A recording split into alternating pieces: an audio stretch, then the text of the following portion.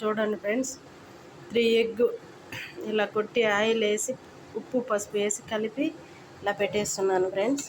ఇది ఉడికించుకుందాం మనము. ఇదండి ఫ్రెండ్స్, ఉప్పు పసుపు వేసి ఎగ్ ఇలా ఉడకబెట్టుకొని కట్ చేసుకున్నాము. ఇప్పుడు ఆయిల్ కాగిపోయింది, ఆయిల్లో వేసుకున్నాము.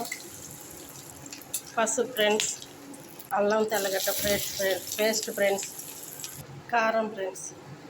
ఇలా ఒత్తితే గట్టిగా ఇలా ఉండాలి ఫ్రెండ్స్, అలా ఫ్రై చేసుకోవాలి ఫ్రెండ్స్. ఇది గరం మసాలా, యాలక, లవంగం, చెక్క, ధనియాలు, కొంచెం మెంతులు, ఇవన్నీ పౌడర్ ఫ్రెండ్స్. ఇది కొంచెమే చేసుకొని వేసుకోవాలి. ఇప్పుడు ఇవన్నీ వేసుకున్నాం, దీంట్లో వేసుకున్నాం.